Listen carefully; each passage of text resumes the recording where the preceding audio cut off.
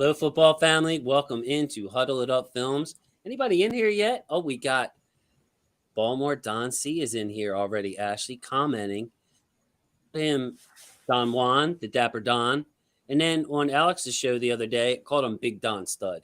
Do you get that reference by any chance, Ashley? Unfortunately, no. I know what a Dawn is, though. I do get that. Okay, so there was a wrestler in the 80s, 90s maybe, called Big John Stud. So, just big dude, muscular. It's Big Don Stud. So, yeah, we got people in here already. Now, Ashley, there is someone very important missing tonight. The sergeant, our backbone, bro. And just to give a little background, not to spill his business out there, but Garnett's okay. He just has some issues with his house, some water in the house. Ashley, that stuff can be very expensive. So we're thinking about our buddy Garnett tonight. Yeah. I hope everything's good with him, and I hope we'll get to see him next week, and all will be much better. Yeah, Garnett, if you're watching by any chance, call in, bro. Call in. Use your phone. We'll pop you up on the screen and have it there. So we have a lot to talk about. Wanted to talk about your dad though, Ashley. Now I see you tweet about your dad, lifelong Bears fan, from what I understand. Tell us about the week in Ashley's dad. All His life. right. His So life. he's been like a distant Bears fan, how could you not with the way they've been? We primarily have watched just all NFL games. It's kind of how I was brought up with him. But the Bears are still his team. He still will catch the game. I'll catch him looking up highlights, and they played in prime time, and it started out good momentum, young team. He has some favorites on the team, and then in Packers fashion, they came back and embarrassed them, and he went to bed early, but I know he probably was checking the score So did before he he was make going it to to bed. halftime? Because halftime it was. Yeah, he was getting a little bit done about halftime, and then midway through the third quarter, he was like, "I'm going to bed." So at least we have that. I mean, rough week for us, but at least we're not down in the dumps like poor dad. So what does dad think about the Ravens, man? Like we got to get this out on the table. I feel like I've converted him. I feel like he knows more about the Ravens than he does about the Bears, and I like to take pride in that. But he's a big Lamar fan. He's a big Marlin fan, which is odd because he's an Auburn fan. So he appreciates Marlin even though he is an Alabama boy. Okay, all right. So yeah, well, Marlon, he's got this magnetic personality. I call Marlon the right kind of crazy, kind of like J.K. Dobbins. By the way, Ashley, Marlon had a really good game on He Sunday. did. He did. He was tackling. He was covering. We're going to look at some of the breakdowns on our film study. Marlon was not a part of any of this. As a matter of fact, he had a really good game, which is encouraging considering he was banged up and questionable going into the game. So, what do you say we get to some of our people, Ashley? It's about time, man. Yeah, So, I'm yeah, excited. Dapper Don, right in there, Big Don Stud. Just giving it up, the Huddle It Up family. Yes, that is your family. We have the stunningly good looking, does not look at all like Patrick Mahomes. Simply ASN and the Howdy Partners. Yeah, I think you're supposed to take out the T in that. It's like partners. And then look at this guy, Eli Season. Now, let me get your opinion on this, Ashley. I have a Stan account. Somebody out there changed their name to Huddle It Up Films Stan account, a proud Gen X term of Stan that Gen Z and millennials have used. I'm getting stand out there, Ashley. Yeah, you're getting a little too big. Yeah, a little too big. I'm glad I'm taking you with me and Garnett with me because man, we're going places, bro. We got Stan account, and Black Daniels in there. Change the logo. Okay, I see that peace sign. Got the Black Daniels, the king. Yeah, Black Daniels is very kingly. What it do? What the business? And I take this as offense to this now, Ashley. Uh, don't let me fool you, okay? I'm a nice guy on camera. I'm very friendly, but I also got that, I'm half hillbilly, like literally from the hills. My mom's an East Baltimore chick. So, yeah, I got some black Air Force One energy in me. I just don't wear the shoes, Ashley.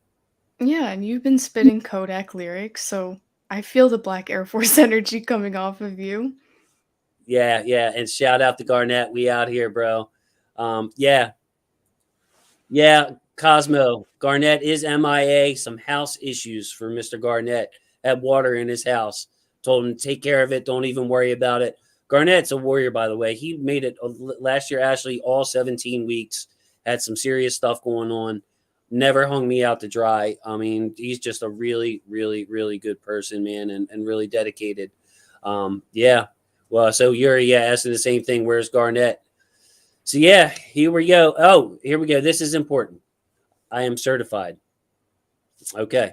Yeah. Need Kodak references. Yeah, we do need some Kodak references.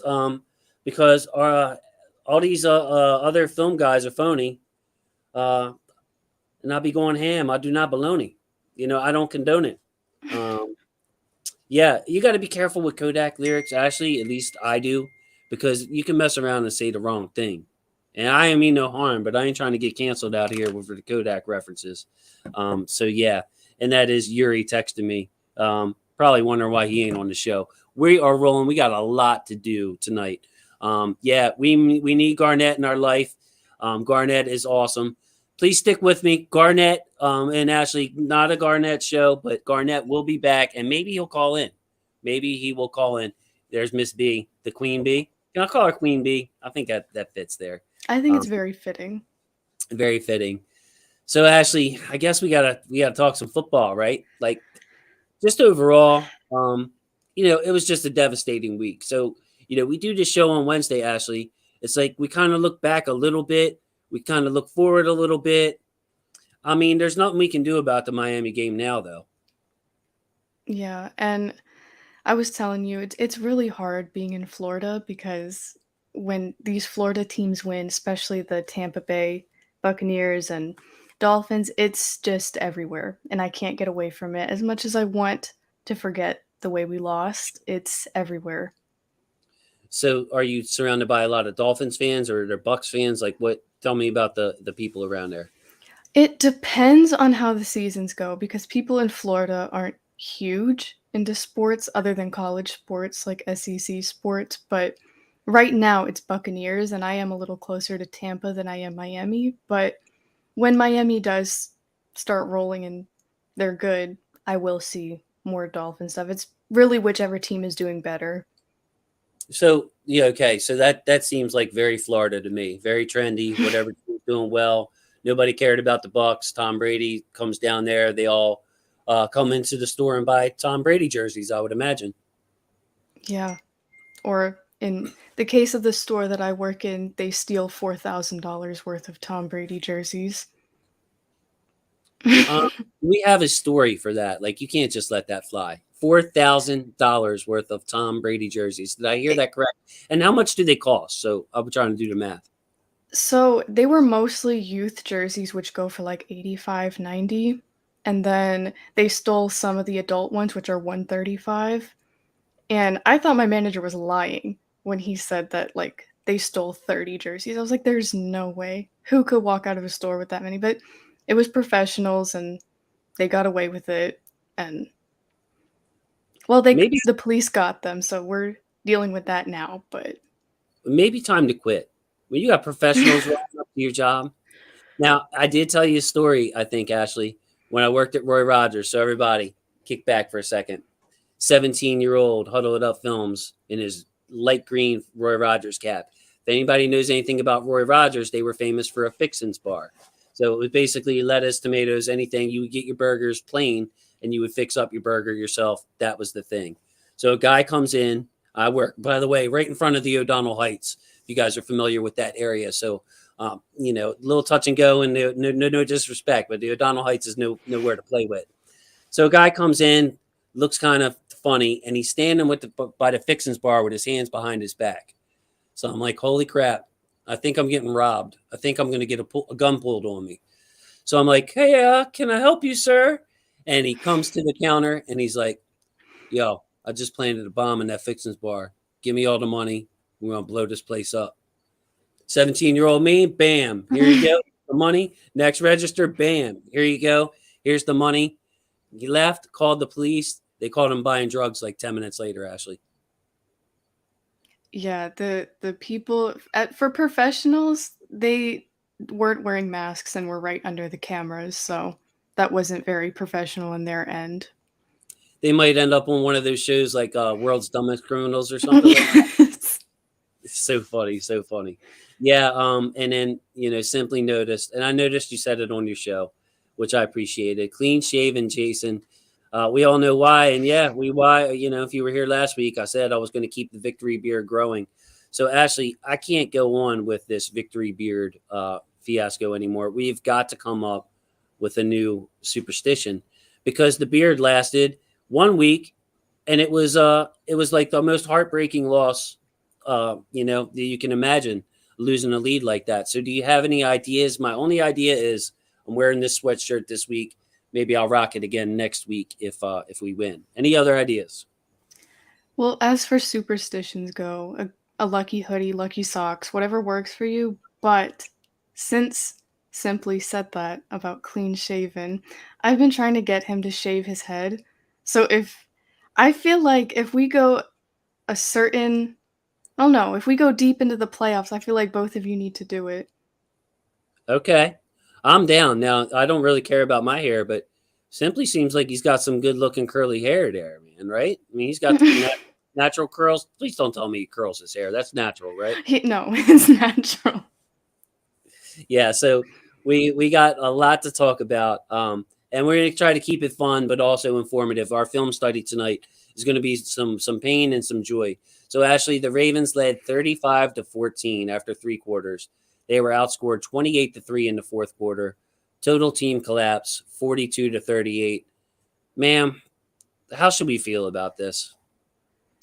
It's so my sister needed me to go run some errands with her, so I left the house at the start of the fourth quarter, and I thought we were good. I was like, it's fine. I put on my Lamar jersey because I was excited to represent, to go out in public. And then ESPN just keeps notifying me. I'm like, okay, well, one score is fine. Two score, little questionable. And then toward the end, I was like, there's no way that this happened. So maybe you can blame the loss on me because I left the house, but yeah, as Yolanda B is saying, I was embarrassed.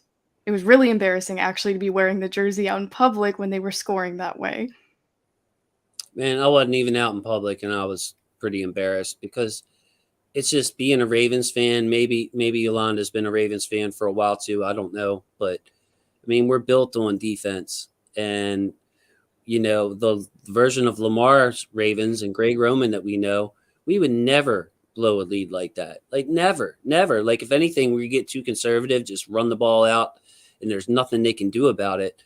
That brings me to my first concern. The first point is, the Ravens. The good part is we're up there with the Bills and the Chiefs, right behind the Bills and the Chiefs as far as like early down passing efficiency, all the passing numbers that you want to care about. We're throwing it early, often, effectively. But in a game like that, Ashley, you need some kind of running game and ball control to put it away without being super conservative. So, man, every week that passes, I'm getting more and more worried about the running game. Yeah, and that's something that I went into this season really confident about. I didn't have any worries with Greg Roman. I was like, it doesn't matter if we have all new backs. He is a run guru, or so they say. So I wasn't worried about that, and I definitely wasn't worried about defense after week 1, but I was wrong about both of those things. I know, the defense, just to say it, I mean, we played pretty lights out for like 6 quarters, maybe even 7 quarters. The Jets scored a touchdown, but that was in garbage time at the end. We were playing back, laying back. We weren't really showing anything on defense. We had the game won. So we really didn't give up a touchdown to the Jets when anything counted. I thought Miami was playing well that first half. You saw it. People out there saw it. I mean, I felt like Miami was playing well, and we were just playing on another next level type offense, defense, making big interceptions.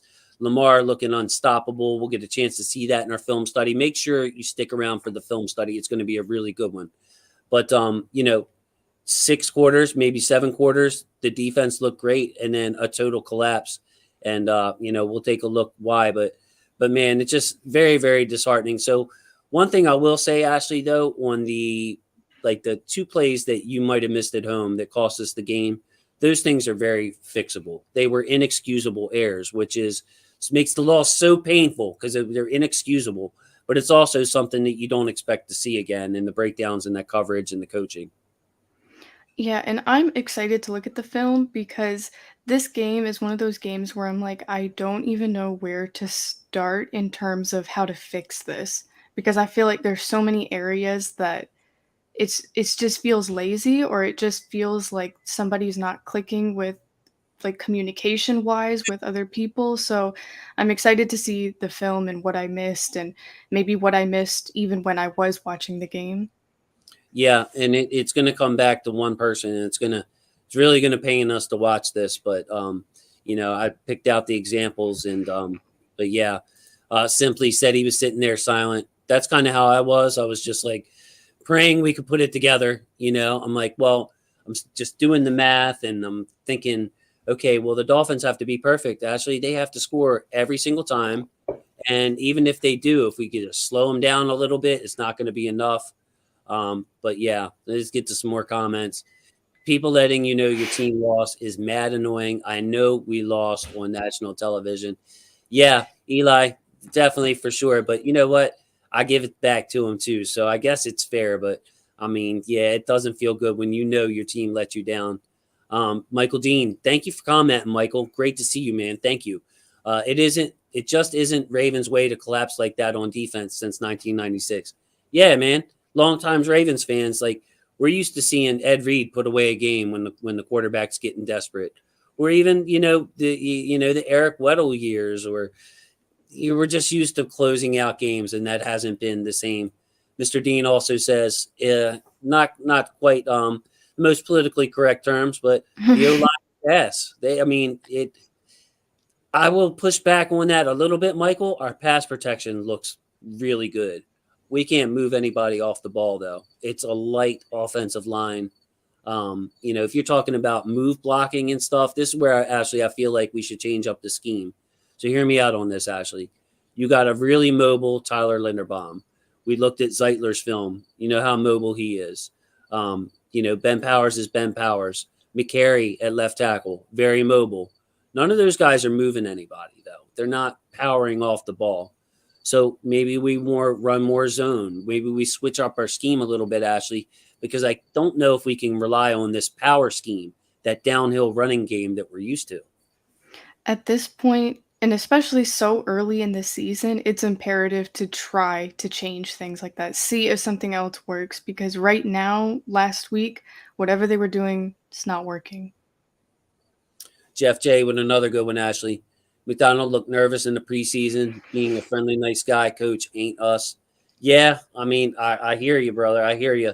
I'm still high on McDonald. Like I said, I saw 7 quarters of good defense, and but there's no doubt about it. He got nervous at the end and panicked, and we'll see him go into wink mode. Ashley, at the end, he turned full wink at the worst time with a lack of communication, and that beat us.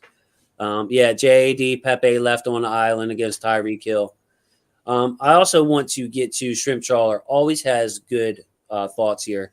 The loss didn't bother me as much since injured players will be coming back with the 17 game season, calling a mulligan.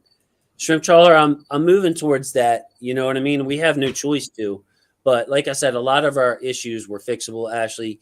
And a fluke loss like this, I mean, there's a lot of positives to be taken out of it from the offense. So no time to panic, but I feel like we just gave one away. And you know how that is even in like baseball.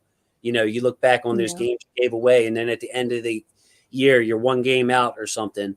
In the 17 game season, one game is worth like 10 games, 10 baseball games. We just lost 10 in a row with that loss.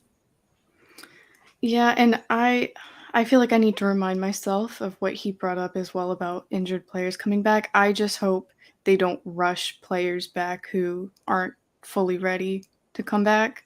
I just hope everyone comes back at the right time for them. One thing I didn't like, Ashley, is our short yardage game. I mean, there's been videos about this on the internet, but the Ravens couldn't even get a yard. And one thing I'm tired of, let me know if you're tired of this in the comments too. is that, Ashley, okay, it's 4th and 1. The game's on the line. What play are we calling? We're going to smash everybody in the box. It's going to be 10 blockers, 9 blockers, a running back, and Lamar's going to keep it. And we're just going to let him try to worm his way through and power him through. Like, that has worked last year. We saw it in the Chiefs game last year. We've seen that play over and over again work. They stopped it twice on Sunday. And one thing that Lamar is not very good at, that I have to honestly say, is a quarterback sneak. We've got to have more go-to plays than the quarterback keeper on 4th and 1. Well, Greg Roman said that he had a vault, so I'm just waiting to see if there's something else in there for that, because that is one of the most predictable things we do in games, and I never want to be a team that's predictable. Yeah, it just is really predictable to me. Like, you see that set up and you see all the tight ends on the field and you see them all smashed in on the line. Nobody out wide. It's like, if I'm playing defense, I know what's coming. I've seen it on national TV games. So yeah, man, just kind of frustrating. Give it to Ricard. I mean, Ricard had a nice fullback run for a first down. Yeah, man. I mean, it's true, Marcus. And then Marcus, another good point that I want to echo. No time to panic. We did give away a win. Only player I would like to see back is JK. Me too, Marcus. Now, I was kind of like, a lot of fans were like, look, let JK take his time and this and that. But my point of view on it, Ashley, was if he's ready and he's ready to practice in full, then he probably could handle 5 to 7 carries, maybe a couple of targets, just to get him worked in. Because I figure after all this time, the knee is structurally sound. It's just tight, and he needs to work back into shape. How are you feeling when you saw JK inactive? Because I know he wants to play. Are you happy they're taking it slow with him? Would you like to see him? Because none of us know, as we're not doctors, you know what I mean? But what's your overall feeling on that? And I'd like to hear people's comments too.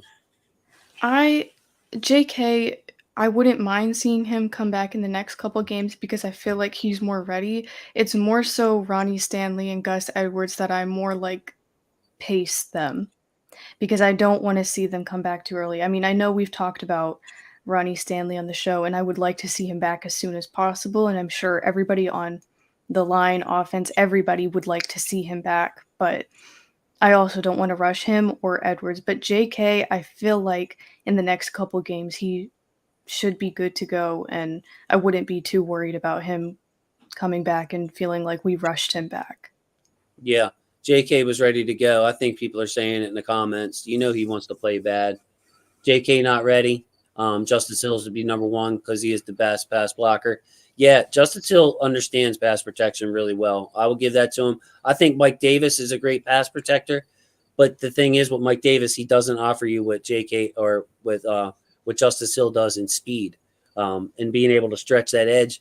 Justice Hill had a big run that it could have been bigger. It was all over Twitter, Ashley, with the big hole that Justice Hill missed that he could have took to the house, man. But yeah, Marcus chiming in again. Word killed me.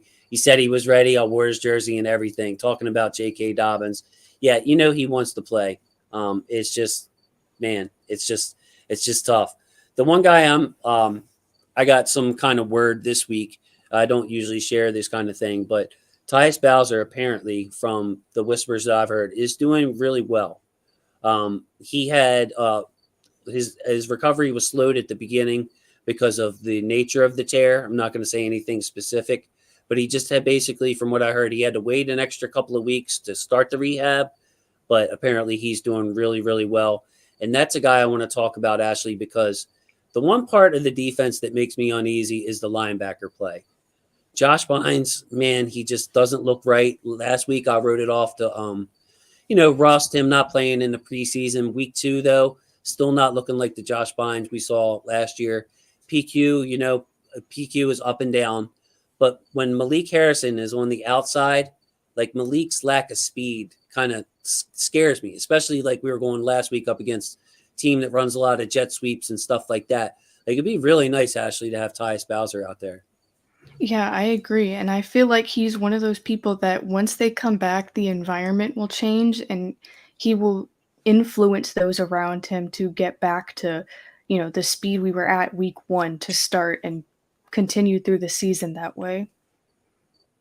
But Malik on the edge, Ashley, like that's not where you want him. He's a big, powerful linebacker in the box. Like it just makes me nervous with him, guarding the edge. And we've seen teams get outside the edge on us so far this year, run around the corner, which again is not very Ravens like.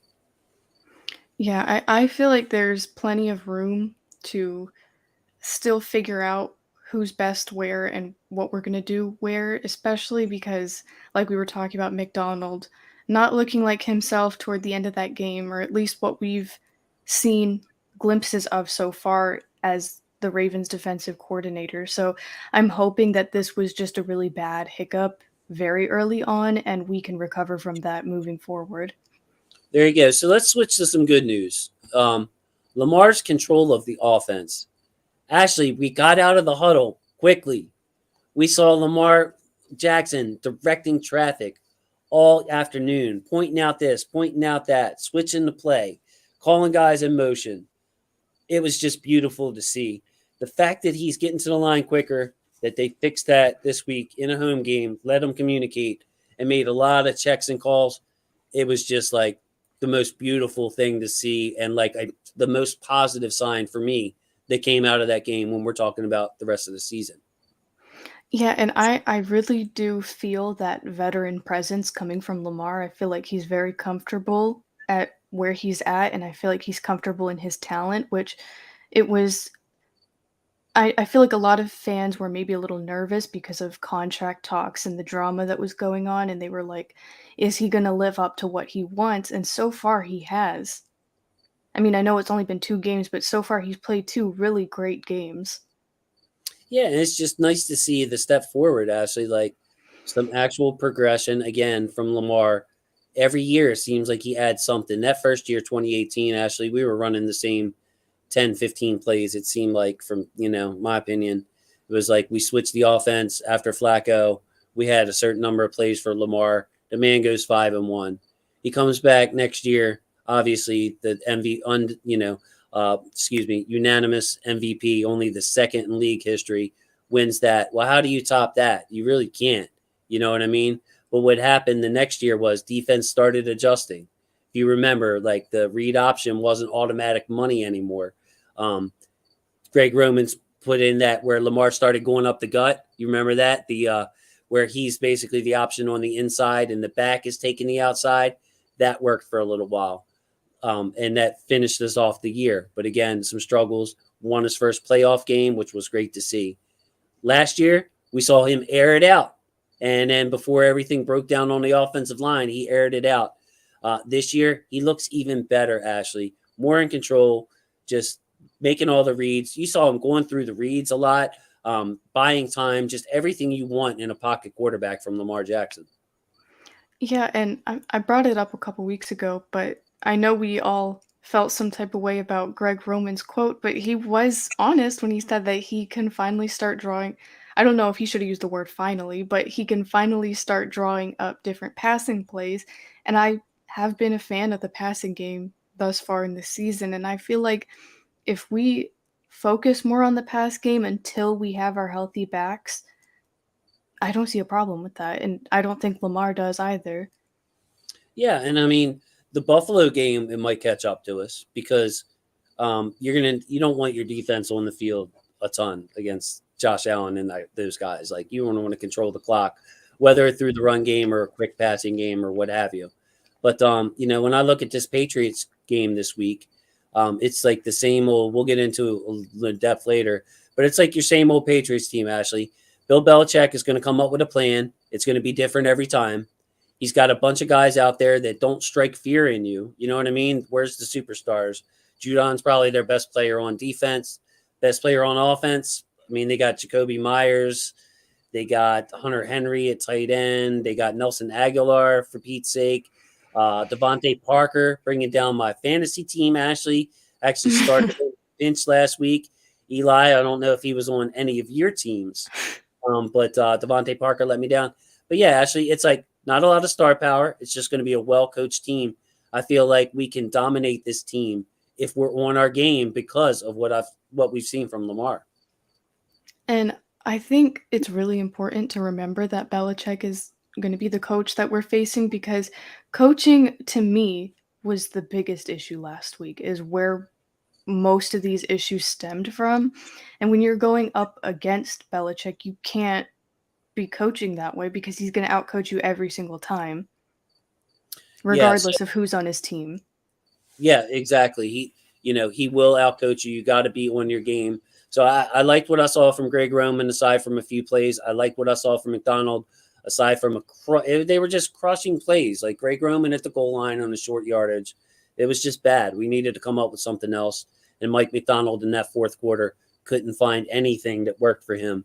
And like you said, man, you can get out coached. Coaching was, I believe, the difference in that game too, Ashley. I mean, we'll have plenty of blame to go around on the players, but ultimately it's on the coaches to put them in. There's one other thing I wanted to mention before we get into the film study. The passing offense benefited, just a big play offense, which was great. Production by Bateman and Andrews, okay? So those are our two main weapons, and they are playing like a number one receiver and one of the best tight ends in the game. Now, losing Hollywood did hurt us because obviously our depth, and we would be better this year with Hollywood and Bateman and Andrews. But as far as like a number one receiver, Ashley, Bateman kind of looks like a upgrade from Mr. Hollywood Brown, who I got to watch his game on TV after the Ravens game was over. Yeah, and week 1 when he had dropped the ball, it scared a lot of people, but he was able to come back from it, and it never happened. And he's been making, vital plays, clutch plays that we need him for. So I didn't have any doubts that he would become our wide receiver 1, but I feel like a lot of people put a little too much pressure on him his rookie year, but he's settling into the offense the way he was supposed to. Yeah, and he was coming back from a hernia surgery, and Yeah. make no excuses, but it just really cost him. And it's just great to see him turn up the speed. My goodness, man, on that slant pass that he housed. Good job by Lamar on that play to just keep the linebacker where he was. We're about to get into that. So to finish my thought, though, we have Andrews and Bateman looking like number ones, but you have to be encouraged by Devin Duvernay, Demarcus Robinson, and to a lesser extent, Isaiah Likely, who I imagine Ashley will just get more comfortable. Like if we can have at least one of those guys emerge, Prochet's coming back.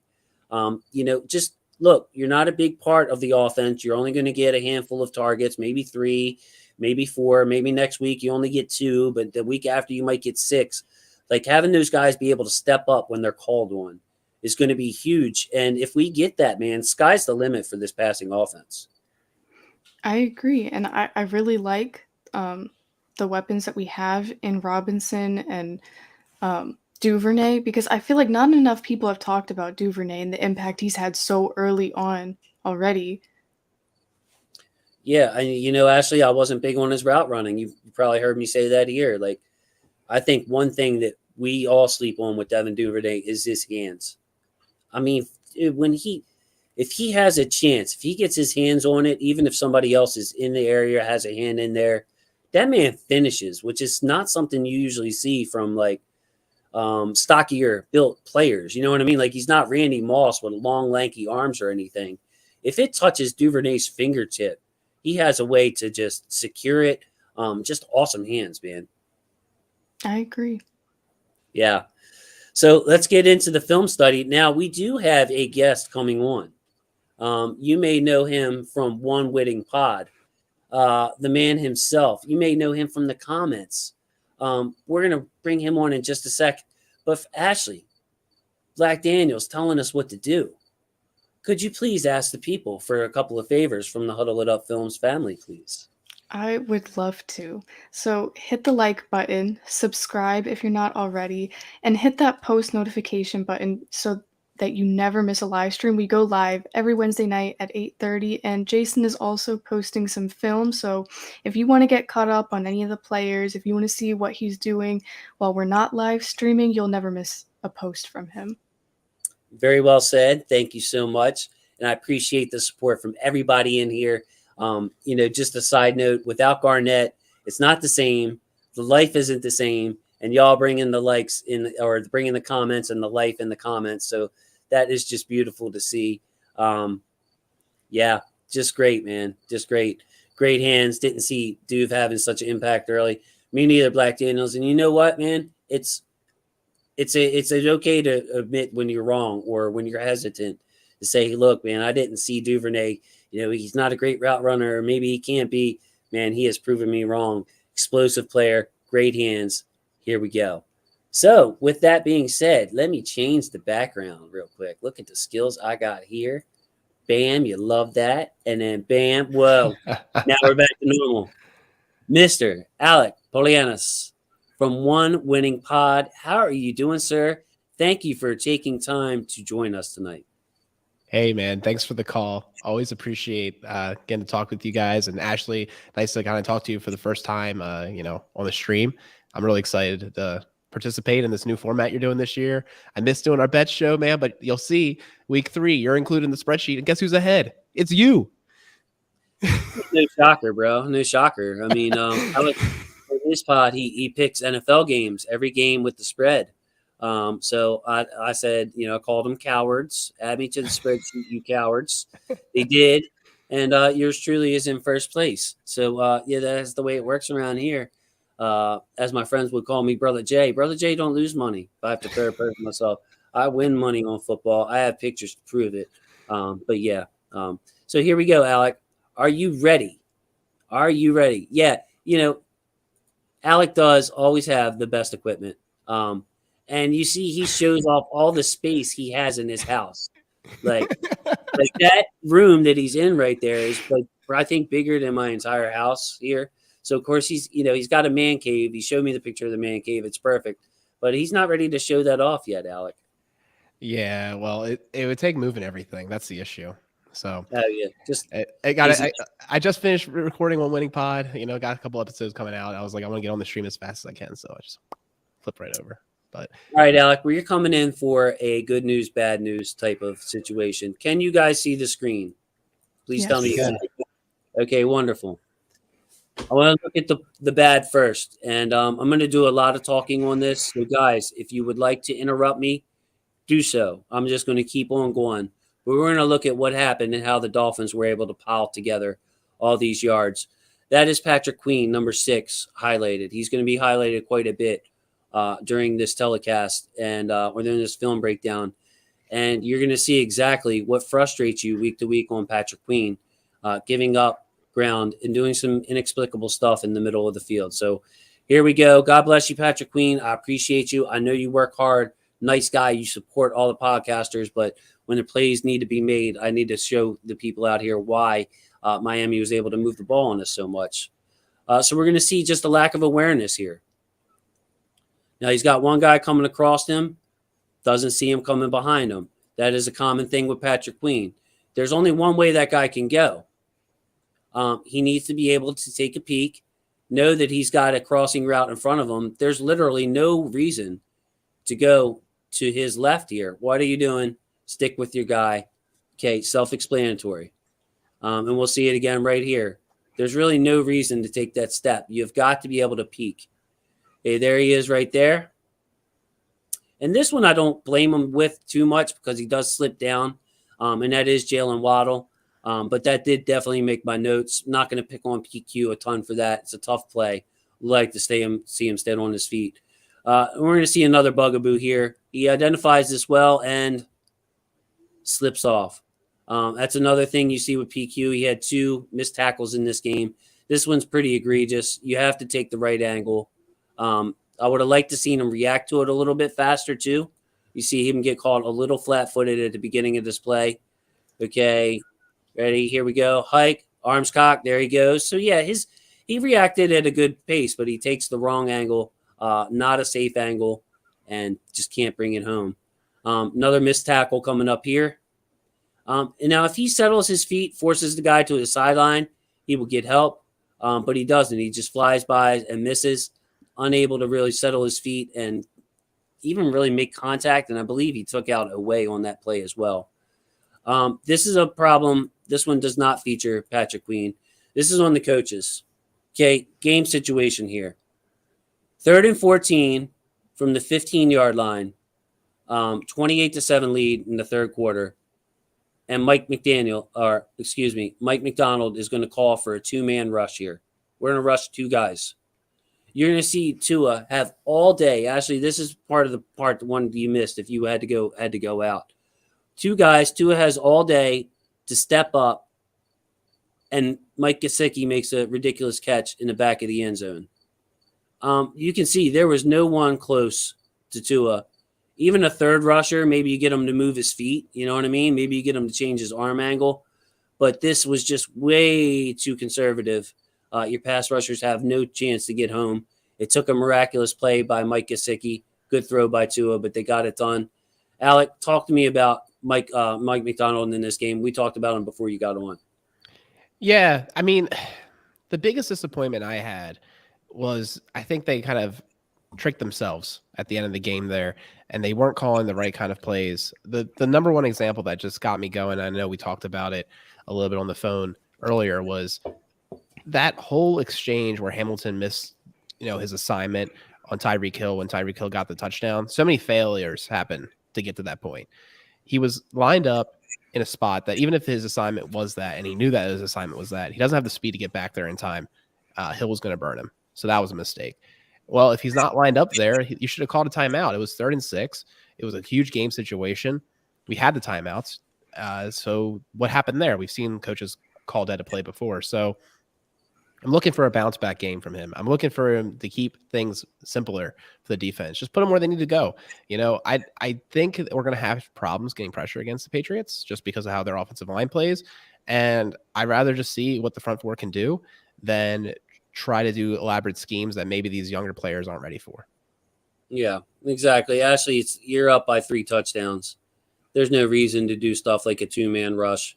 There's no reason to do stuff like Alec is talking about at the end of the game where you basically have no safety over the top. Like, just do what you did for the first 6-7 quarters where your defense was playing pretty darn well.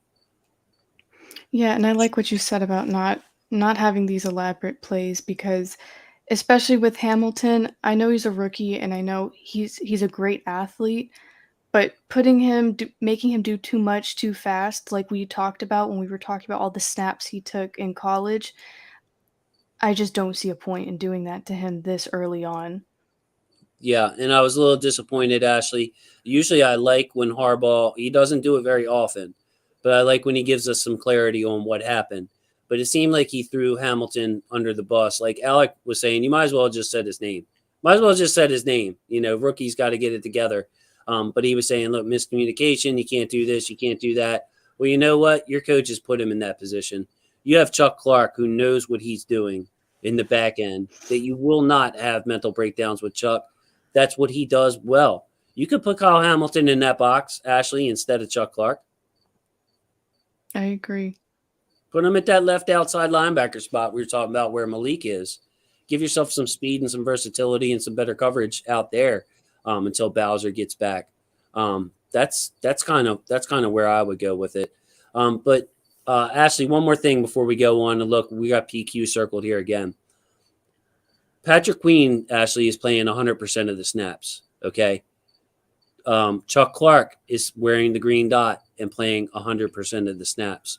So what I'm thinking is happening here, Ashley, is they're keeping Queen on the field to see if he can be a 3-down linebacker, to be able to give him the green dot so they can work Hamilton in more as the season goes along.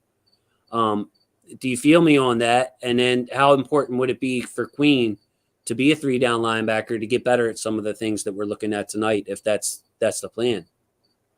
I do remember hearing about that. I do remember hearing people discussing about whether he'd be ready or not for the green dot this season. And as of now, I don't like that idea. And I love Patrick Queen, and I think he has potential to be great, but he needs to be consistent. I mean, I'm not like a huge Chuck Clark fan, but there's nothing wrong with him, like I'm perfectly okay with him doing that. He's way more capable than Queen is, and I would just like to see a little more.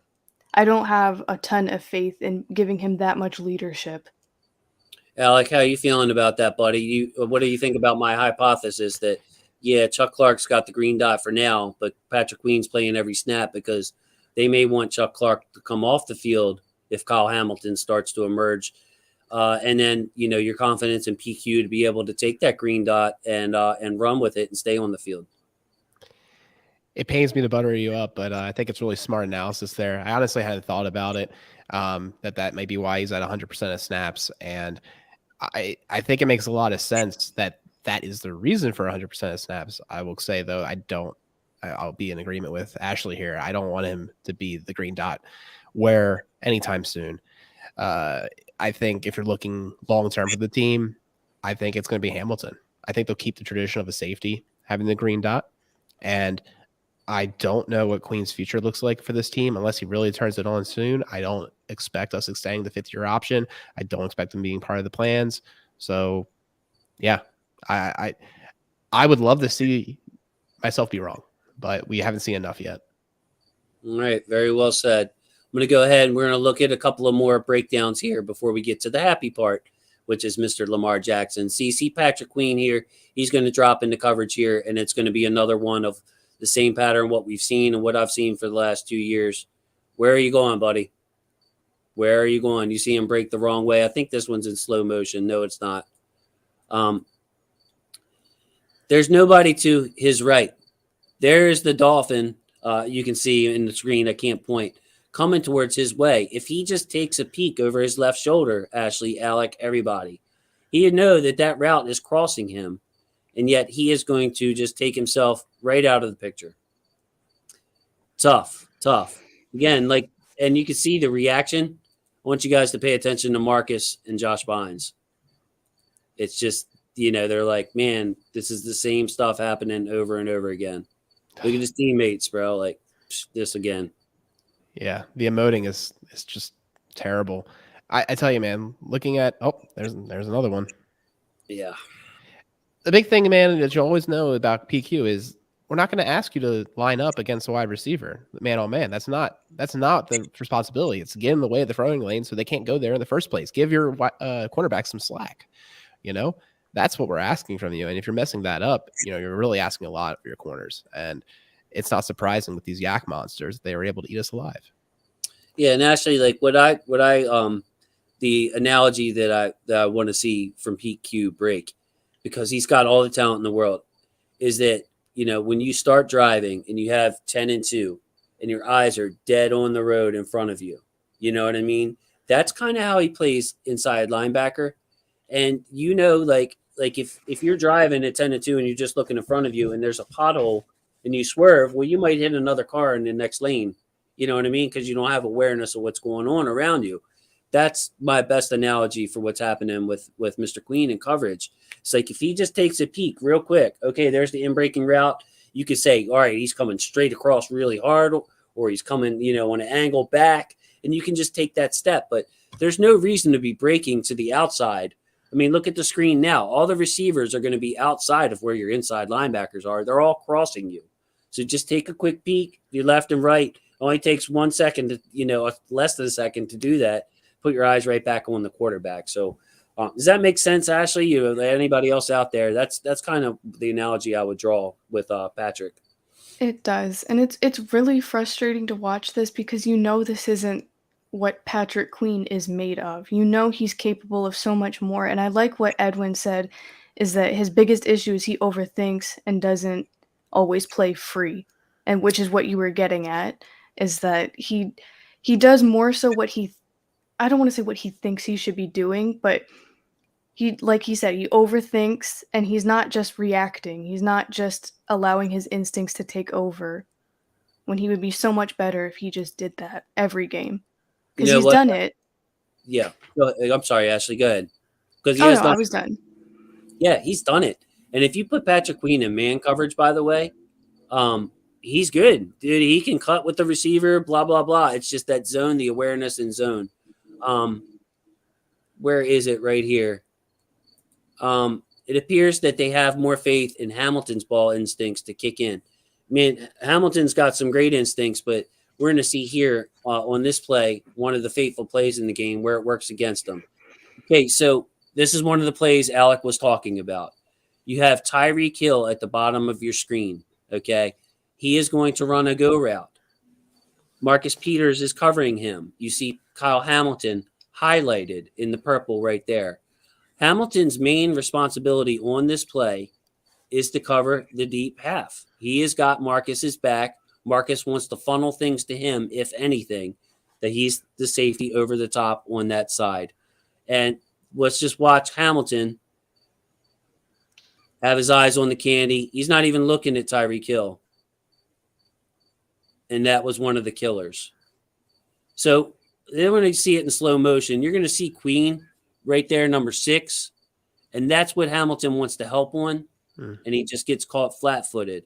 I don't know if you guys can see this. I'm going to try to narrate. Sorry about that. You see Queen take a big drop. And Hamilton knows that Queen's late getting there, and he wants to do somebody else's job. So can you guys see Patrick Queen, number 6, on your screen there? Yep. Okay, and you see the slot receiver for Miami at the top, close to the line of scrimmage. Mm-hmm. So he's going to cross. Queen's going to pick him up. Queen overruns him again. So that slot receiver is going to run behind Queen. Hamilton sees it. Look at Kyle Hamilton. He's not even looking at Tyreek Hill. And look how far Tyreek Hill has already gotten. That is Tyreek freaking Hill running a go route, and you got deep responsibilities. You cannot be worried about what Patrick Queen is doing and what that receiver is doing on the 35-yard line. You were up in this game. It is the fourth quarter. They need big plays. Kyle Hamilton, this is one of the big mistakes that Harbaugh's talking about. You see, he never really even looks at Tyreek Hill. He's worried about Queen missing his coverage. Well, too late. So there you go. The big play that they needed. Got an argument with PFF about that, by the way. The guy DM'd me. But, yeah, that to me is 80% on Patrick Queen. That is 80% on Kyle Hamilton. You know, as a safety, from the time you're taught football, you've got to take that deep responsibility. And that's what happened here. Now, this, Ashley, is the play that Alec was talking about. Mike Mcdonald turned into Wink here. Look at all those guys at the line of scrimmage. At the top of your screen, once again, Tyreek Hill on Jalen Armour Davis. You guys see any safeties in the picture? Not damn one. They're all around the line of scrimmage. You can see Marcus Williams, 32. You can see his number facing you. Kyle Hamilton is right behind him. And what's going to happen here is they're going to follow the same person, and neither one of them is going to go to that deep half to help Jalen Armour Davis. Alec, this is where you, as a coach, when you see this kind of confusion, you call the timeout, bro. Yeah, dude, you totally called the timeout. This is just, it's making me a little sick. I only want to, don't hit the play button, man. I might throw up. But yeah, no, it's this is going to be rough. And I got to say, man, I appreciate you breaking down the Patrick Queen bit of that last play. You're 100% right. I think if PQ doesn't overrun his player there, maybe Hamilton doesn't take the bait. Now, it doesn't excuse Hamilton taking the bait, but that led to it. Yeah, just a breakdown all the way around. You know, as a safety, he said, man, I don't mean to be insulting, but that's something anybody that's played football or coached football in the comments can tell you. Your first responsibility is to be the deepest of the deep, not let anything get over your head, especially when the other team is down, and especially when it's Tyreek Hill running a go route, bro. Like, you've got to be kind of wary of that. So let's see how this turns out. We know you can see Kyle Hamilton and Marcus Williams are following the same guy right there on the logo. You see 32, you see 14. Not one of them is backing up Jalen Armour Davis. Two has already let go of the ball, bro. Look at it. Yep. Like, I feel like even if Hamilton would have streaked to the right spot, there's no way he's going to be able to help on this. Which is why, Ashley, to me, it comes back in coaching. Why are we doing all this? Why not have a safety on that side in this situation? Yeah, I'm kind of at a loss for words because it's so reckless, irresponsible to have such silly mistakes made this deep into the game when you shouldn't ever have that type of confidence to be like, oh, well, it doesn't matter. They're down this many points. It's the NFL. That's right. They didn't pull that stunt against the Chiefs last year when they had Tyreek Hill. Like, granted, yeah, you give a little bit more respect to Mahomes than Tua, but come on, he's an NFL quarterback. He'll make that play. And again, game situation. That's all it is in matchups. It's Tyreek Hill versus Jalen Armour Davis playing his first extensive action. Marlon was on ice for this game. Again, Marlon had a really good game.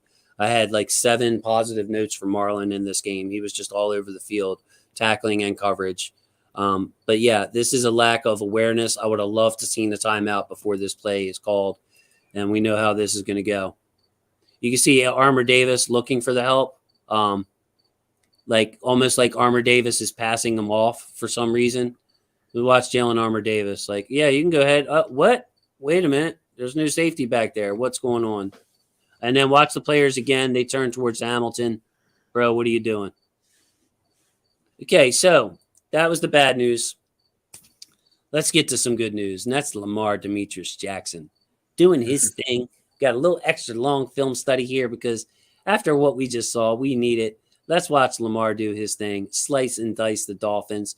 You can see the Dolphins, all those players in the box, Ashley.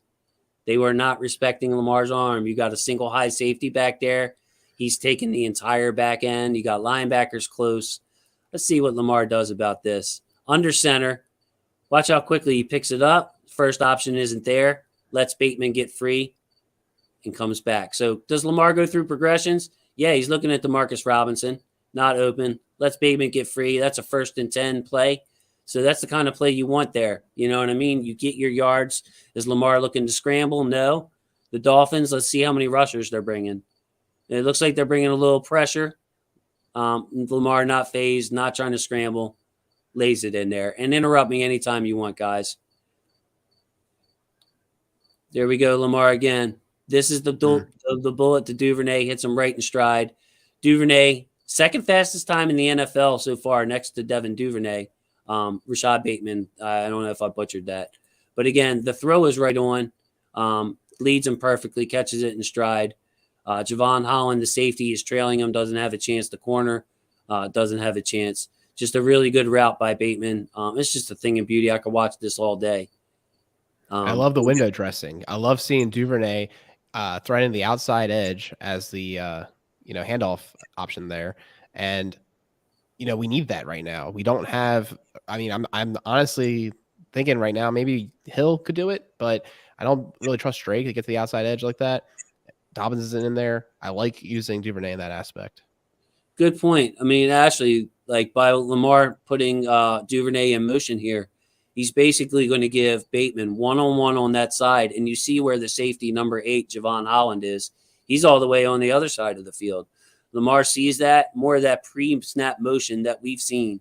Okay, come on over here, Devin. Now Bateman's got one-on-one. Great route. And there's really nobody home. You see, by the way, also Alec and Ashley, the type of respect Andrews gets. Andrews at the top. Javon Holland is going to have his eyes on him. Look at him. I got to touch the bait just like Hamilton did. Right. I mean, that's Mark freaking Andrews. You know what I mean? He gets a lot of attention. So great play there by the Ravens, not only Lamar. Hey, here's a cover 0, guys. We're talking about it. This is your cover 0. So the Dolphins have 7 guys at the line of scrimmage. The Ravens have 5 linemen and the running back. So it's basically 6 blockers on 7 Dolphins, and they're bringing their safety down. And you can see the Dolphins lined up right around the first down marker. They each got a receiver on them. So this is the cover 0 that gave us so many problems last year. And the Ravens absolutely shredded it. Dolphins couldn't play much of it, especially in the second half. You didn't see it because Greg Roman, Lamar adjusted. This is one of these plays. I think it's just going to be a simple, quick hitter. But watch where Lamar is. See him on the opposite hash marks. Remember all this throwing outside the numbers BS, Ashley? Look at this laser. Marshmallow coverage. No respect for Bateman. No respect for Bateman, and they expected the rush to get home. Probably my favorite throw of the day right here. Look at that seed.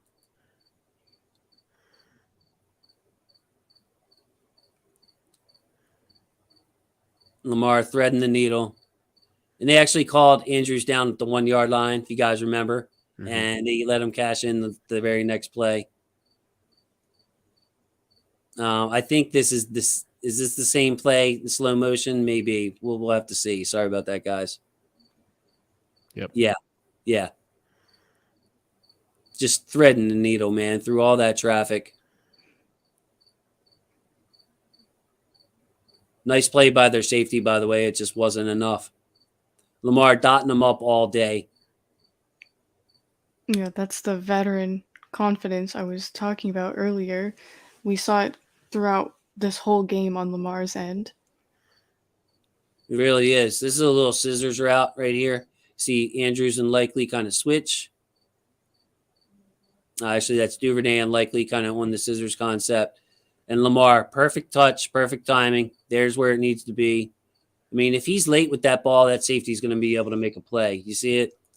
I mean, it's just got to be there at that speed, at that arc, at that time, and it is. The separation was created and lost in just a moment. But, yep, like you said, he got there right on time. Great timing. Great timing. Nice play design by Roman just to clear that DB out enough to let Likely kind of sneak behind the defense there. So that was really well done. This might have been his best throw of the game, the touchdown throw to Demarcus Robinson. Now, it may not look anything special from that angle, but I want you to check out the end zone angle and the kind of, again, the strength, the touch that Lamar puts on this bad boy. Over that guy, over them, and right to Demarcus Robinson. Just a ridiculous good throw in traffic. The other thing I want you guys to notice as we rewind it again is Lamar's head. Watch him look right and hold that safety there. Yep. So if you watch that up too. Awesome. Yes. So if you watch number 8 on the Dolphins there at the top, Lamar's going to hold him with his eyes and then come back, pick it up. 8 is late getting across the screen. Clean catch right before the half. Want more Lamar? He's got more good throws. How about this little bomb right there?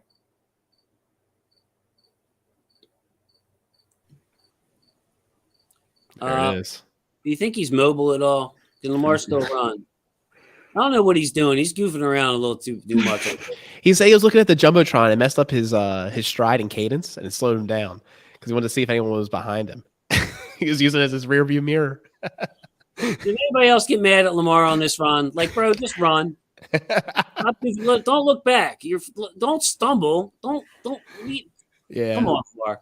Yeah, my dad made a little joke about, he's like, he better not turn into Daniel Jones. He better not trip while he's all alone out there. Dad. Dad. I think I have got to meet Dad one day, bro. I've got to meet Dad. Me and Dad are probably about the same age. Bros for life. Lamar, see him manipulate the pocket. Wow. Beautiful throw to Duvernay. Again, does Lamar look to run every time? He could have very easily ran on this play. He took the bigger yardage. Watch him manipulate this pocket, the footwork, stepping up. Nice job by Ricard, by the way, picking up that block over the middle of the field. Hits Duvernay. Another beautiful play by Lamar. Lamar, again, what you got this time for us, buddy? Nice bullet outside the numbers, right on time to Mark Andrews. Again, outside the numbers throw, had to have the right juice on it. Ball placement had to be perfect. And it all is. Kudos to the offensive line, giving him those pockets to keep the confidence and let the plays develop. I think that's one of the beautiful things. We haven't gotten to the point yet where Lamar is looking to run early. He's able to be comfortable, and he has discipline at this point. So it's all about the offensive line. If they keep it up, Lamar will keep it up. Lamar again climbing the pocket, hitting Andrews. This was a nice play by Andrews because he stayed in bounds, kept that clock running. It could have very easily mattered. But again, Lamar doesn't get enough credit, Ashley, for his ability to maneuver in the pocket. Look at him step up, take his time, check it down to Andrews.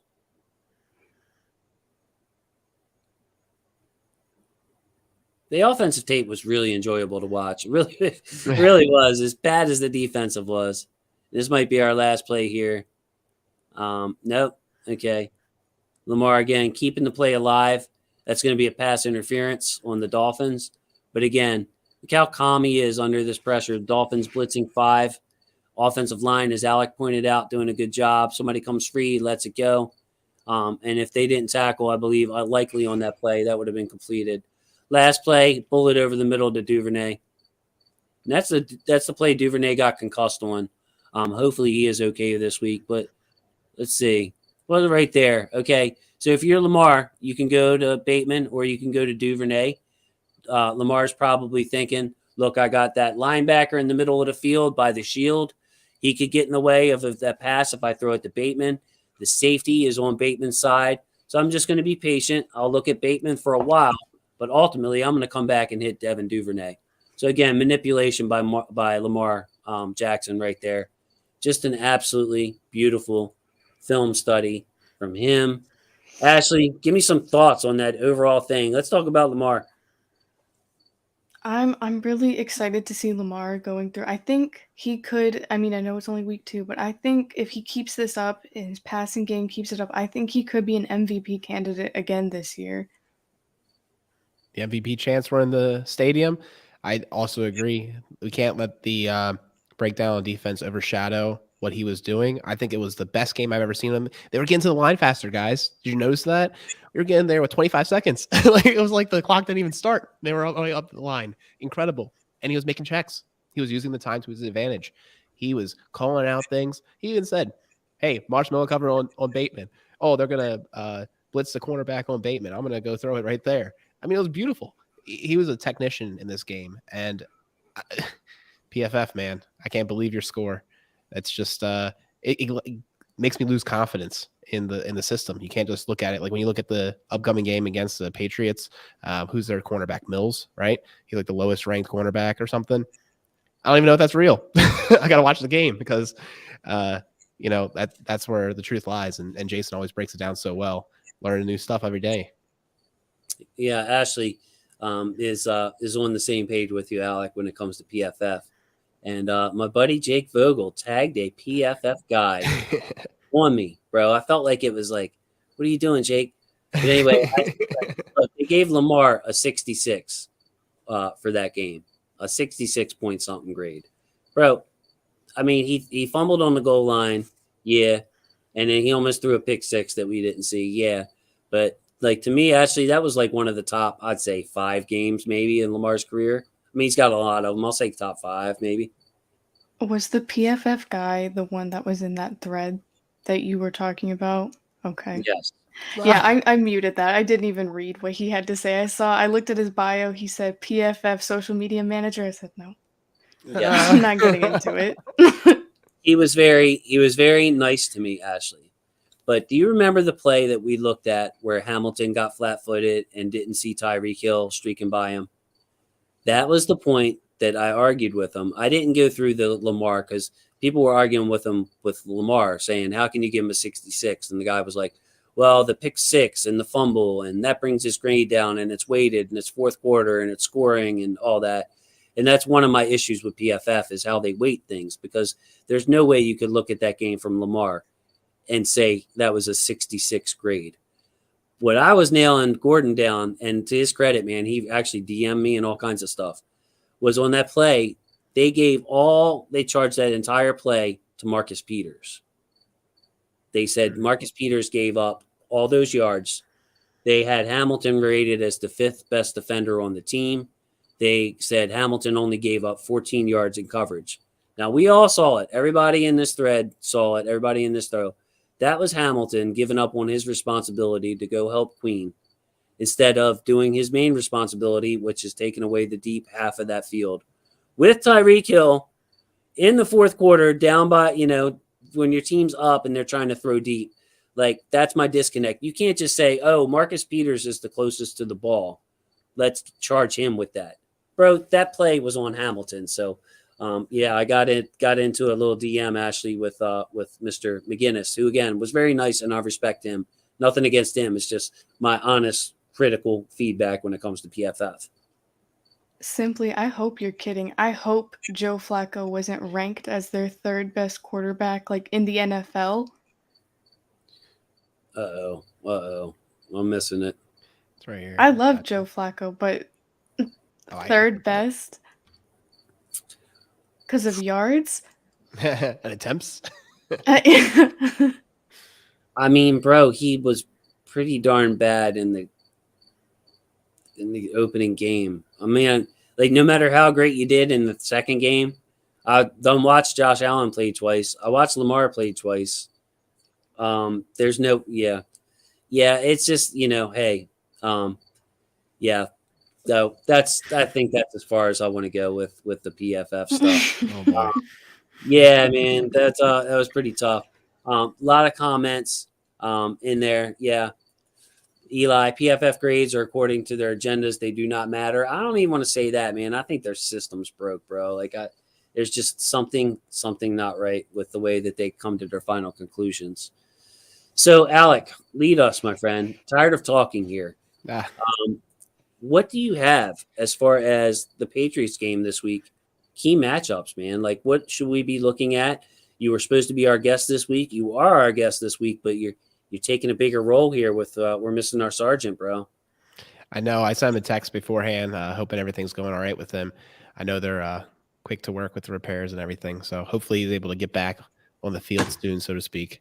But yeah, gotta look ahead to this New England game. Last time we played New England in 2020. Sorry, I keep saying 2020. Wasn't that long ago. It was a very big letdown game, kind of a trap game after the big come from behind victory against the Colts, which I think is interesting.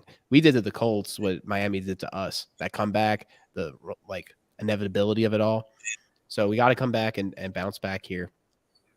And my number one key right now is I want to see what happens with this running game. How can the running game respond against what's a pretty good front that New England offers with Barmore and Judon there and their other linebackers.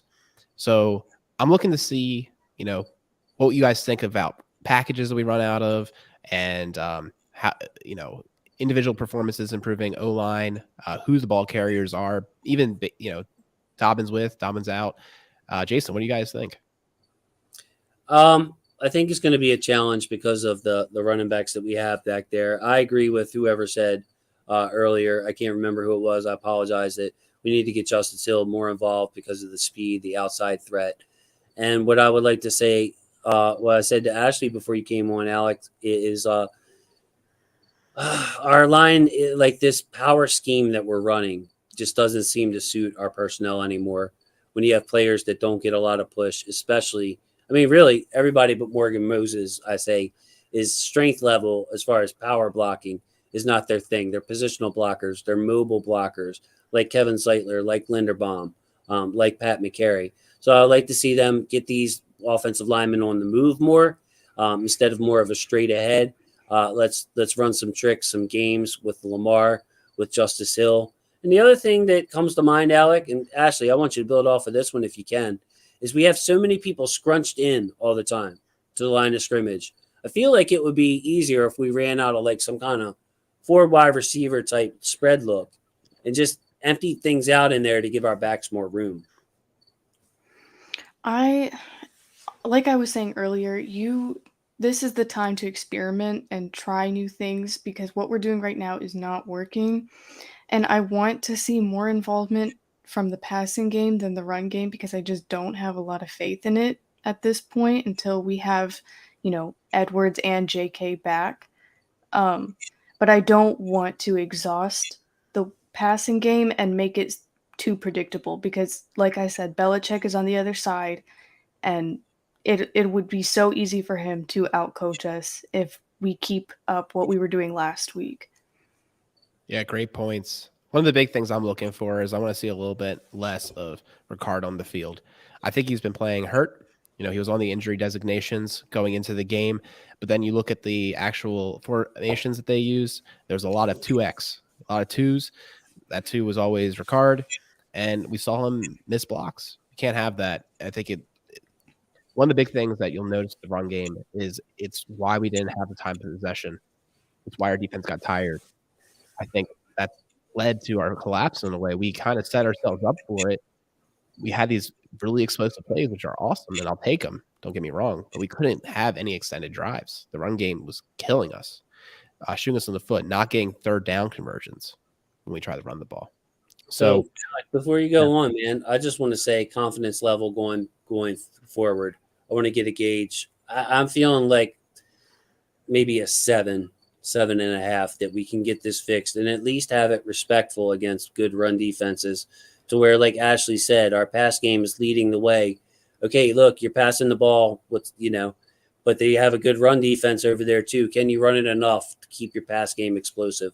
I'm going to say 7.5 confidence level out of 10. I agree. Yeah. I think it's a pretty good number right there. I'm pretty confident we will get it fixed, and for a lot of reasons you said, Jason. I think they could go to a more of a zone scheme. Like if you want to be playing power, why is Cleveland on the bench? Like, don't get me started on that. So that's I think we're all in agreement there. And I like what you brought up about Ricard. I feel like he's one of those players that a lot of fans are defensive about, and you can't really criticize him. And it's a valid criticism. Like you said, he's playing through injury. And I like what Edwin brought up, saying Boyle can play the Ricard role easily if he's activated this week. And I agree with that 100%. Yeah, Edwin, I'm going to give you a shout out on this too. If Ricard's struggling, hitting the move blocks, one thing you know about Boyle is he will get there. He may have lost some power in that knee and had to lose weight to compensate and get some movement back. But Nick Boyle has like one of the best feels for blocking in Greg Roman's scheme, especially that I've ever seen. I want to get some more comments in there before you go again, Alec.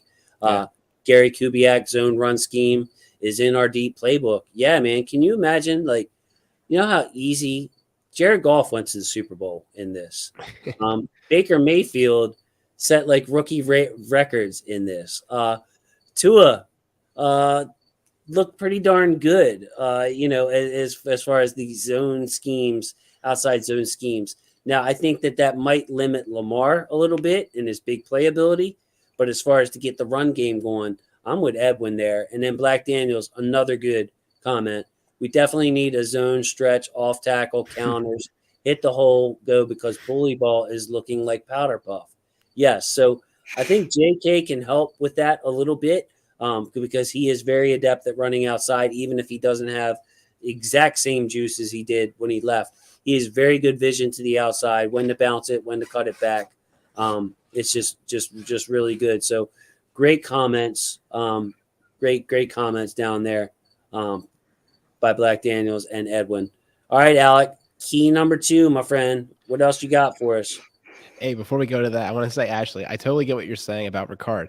I actually got his T-shirt for Christmas this year, and I tweeted about it, and he retweeted me. It was like a lot of fun. I got a lot of engagement on it. Like, I like the player, but like, if you're not, like Harbaugh said, if you're not here to win right now, like if you're not healthy and available to help us win, which I don't know if he is right now, then like we got to play somebody else. And I'd love to see Boyle. So moving on though, defensive line. Oh, go ahead. Sorry. Oh, I was just gonna say, I feel like our fans have a hard time separating like the media personalities of the players off the field from the on the field production that we see, because it's two totally different things. For sure. I do that too. There are players that they rub me the wrong way even, but I love them as football players. And there's players that I love to death, and just their attitude that frustrate the heck out of me. And I can't wait to till they're not here anymore. You know what I mean? It's it's very tough. But Ashley, like, you can't take the human element out of fans. Like, some people watch because they love their players. They don't even care. They want to see their favorite people out there. Yeah. Well, Alec, you can go ahead now. Sure. So we got the defensive line. Looking in the pass rush, we saw in the first game, I love the video, Jason, that you put out there of the 4-man pressures getting home, creating pressure. And then the next game, we didn't see it. Miami blocked it well. We weren't getting pressure. Then we started trying to get creative, sending more pressure, more deception looks, and it burned us on the back end. I think this team's going to be best when we can get pressure with 4. I want to see it come back. Travis Jones, full participant, I think, this week. Off the knee, maybe he comes back. So I am looking to see what the story is with this pass rush. It's inconclusive. Evidence going both ways. Ashley, what are you thinking? I agree with you. It was like seeing two totally different, players from week 1 to week 2.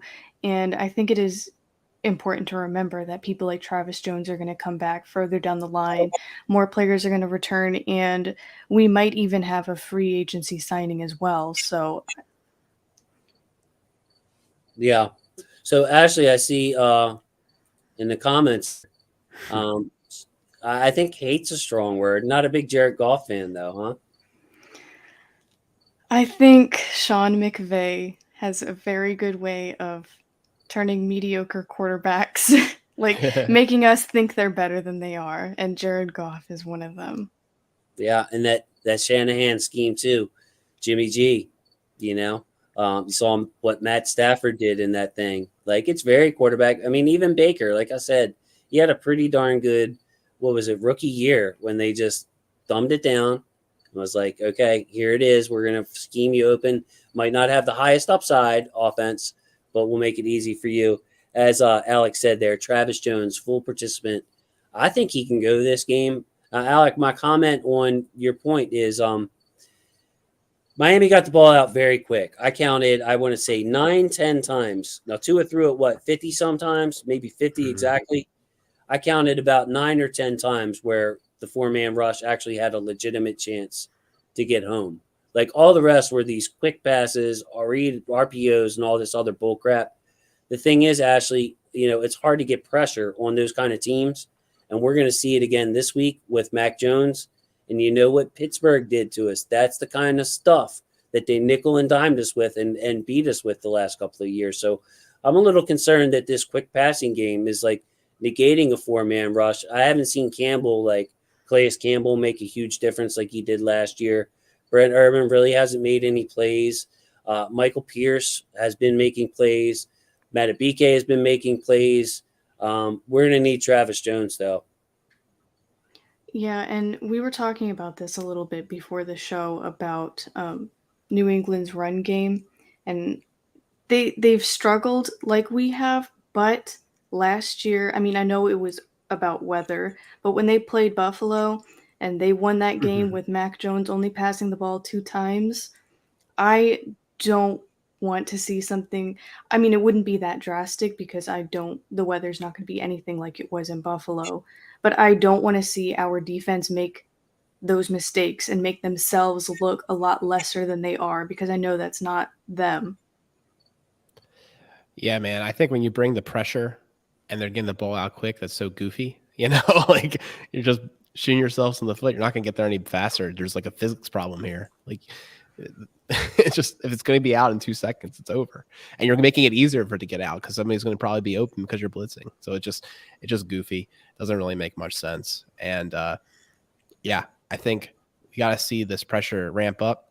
I think Travis Jones will be a big part. And I also think that we got to see Owe step up. Someone else in the comments said it, What do you think about this? Press them at the line of scrimmage. Press them at the line of scrimmage. And, just make those throws harder. If you can get home quick enough, make them hold the ball, make them pat the ball. They want to get it out quick, but they can't get the ball out quick because Marlon Humphrey, Marcus Peters jamming them at the line of scrimmage. Alec, what do you think? I trust our corners, at least when they're not 4 and 5 out there, or 5 and 6. I trust our corners to be able to pull that off. I think it's a great idea. There you go. I think Pepe can do it too, man. If Pepe gets back, I know he was limited this today. Man, that guy is looking incredible. The way the physicality he brings, the quickness. Just give me more Pepe Williams, man. Yeah, you know what? Pepe has a number of really fun plays. Like we're going to be looking at him in film study sooner or later. He's just got to get enough snaps and enough positive plays for us to take a look. But he plays the game in a really fun, ferocious way. He fits right in. I hope Pepe, he's a guy I want to succeed. I hope he's good enough to be a good NFL corner because his eyes and ball skills will really help this team. If he's a good overall corner, the style of play that he plays is going to fit in really well with this Ravens team. I agree. What is his first name? Demarion? It is. Okay. It is. Yep. So you want me to go on to number 3? I mean, you could. We could just sit here for a while, though. All right. So the last key of the game I had here was the inside linebacker play. The film study set it up perfectly. What we saw was a repeat of 2021, where, if I recall correctly, Queen had a really good first game. We were like, oh, is Queen, going to be on the ascendancy? Game 2 through N, not so much. And we kind of saw the same thing here. We thought he had a good game week 1. Week 2, we had enough clips to make up a whole montage to make you want to throw up.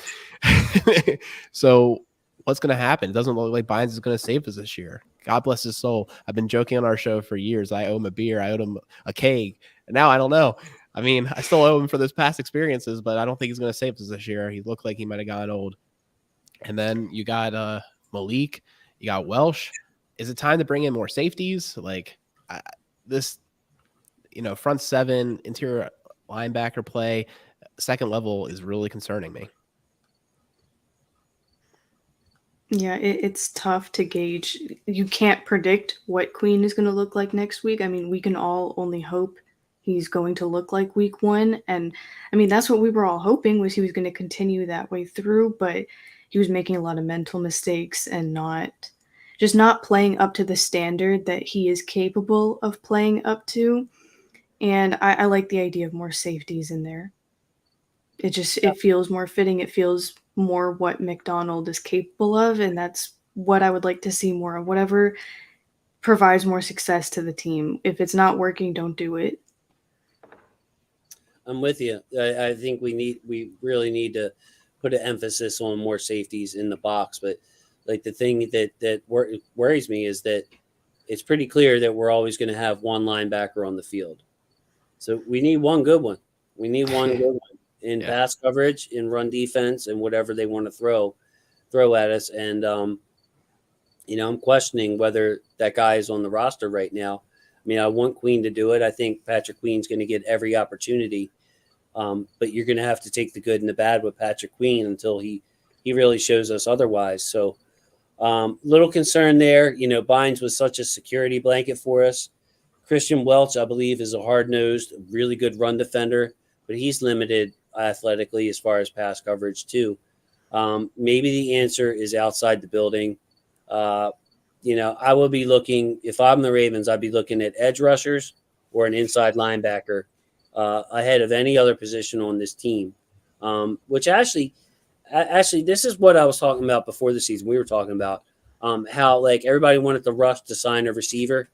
And I'm like, look, man, problems will arise.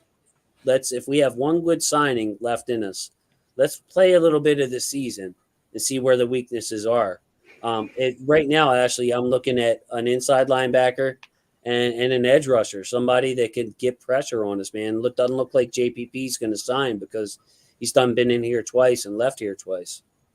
Yeah, that was not helping my Florida Ravens expansion agenda that I had going. But anyone who thinks that we still need a wide receiver in there clearly isn't watching the games, or they're watching it with an idea going into the game, and they're not paying attention to the core that we have. I think edge rusher and linebacker is what we need right now.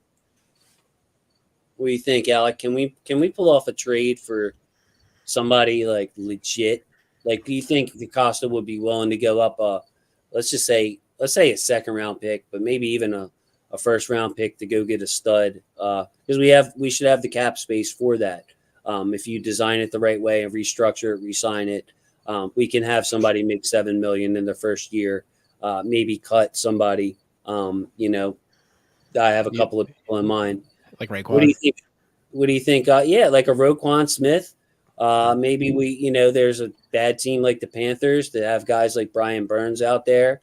A high quality guy. Would DaCosta be willing to make that move right now in the season?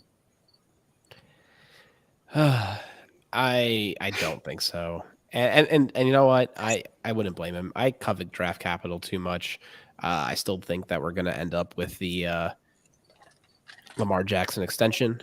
I think he'll get paid an exorbitant amount of money, and we can't really be giving away our picks, which will be the foundation going forward.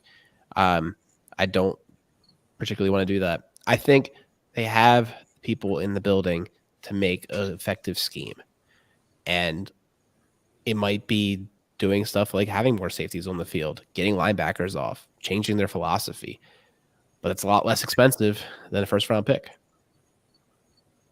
It is. Tough call there. There's a lot going on in the comments right now. I want to just say our buddy Percy, man, and maybe you don't consider me buddy or whatever, but man, I know that you guys have a lot going on, some heavy stuff, but man, we're really just trying to talk football and keep it light.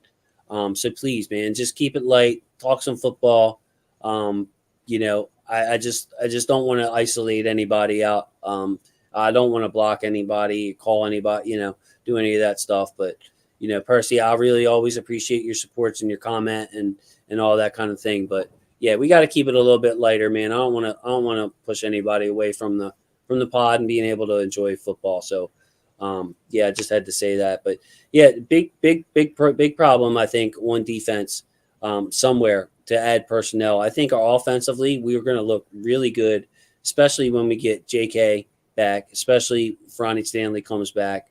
The more chemistry, the more control Lamar has. Ashley, I just feel like this offense is going to be very good.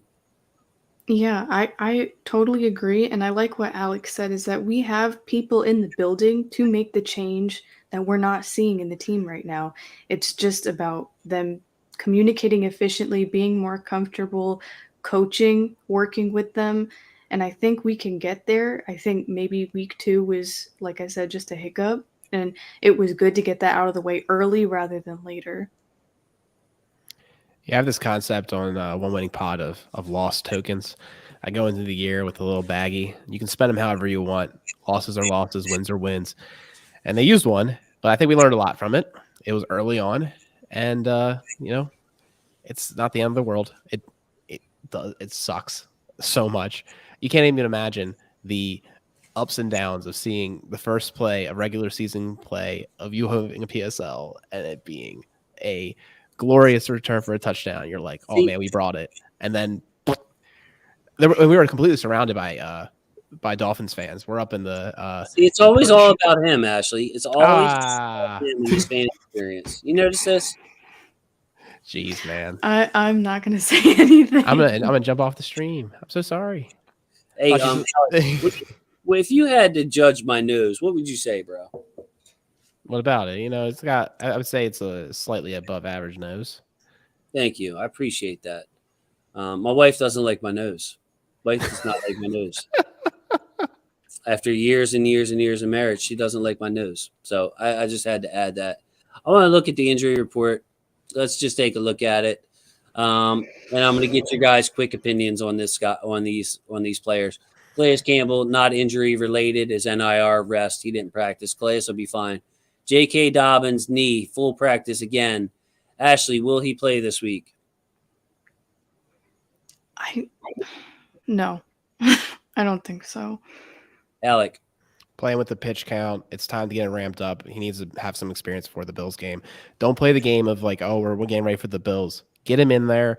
Like, it's going to be his preseason. Just get him in there. Come on. All right.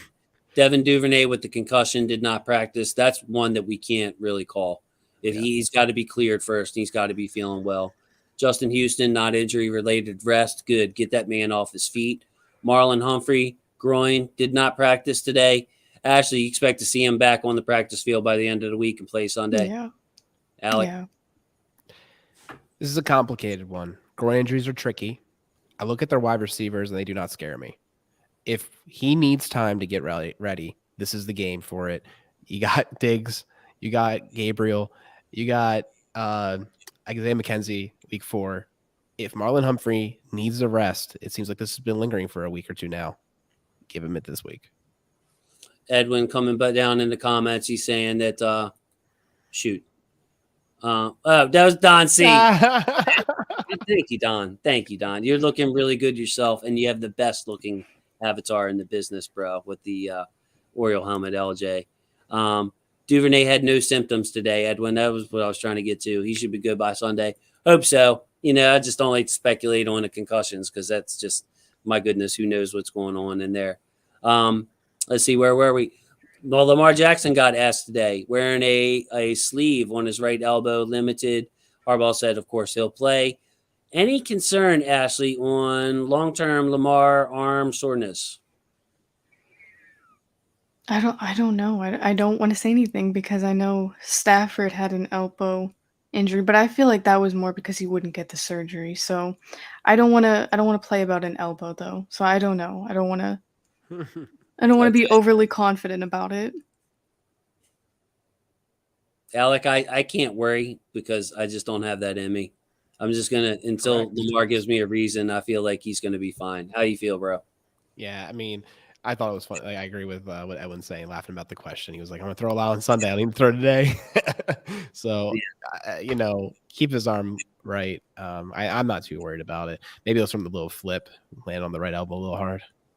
All right, Travis Jones, knee, another full practice. It's his second week practice. I'm feeling like he's going to make his debut against New England. Ashley. I like it. I hope he does. Activate with the pitch count. All about it. Isaiah Likely, that's one we're going to have to wait on. Limited today. It's a good sign that he is practicing. I didn't see him have any problems in the game. Marcus Peters got some rest today, did not practice. Good. I like to see the not injury related up there. So, that is the coaches are at least saying he didn't aggravate the knee or anything like that.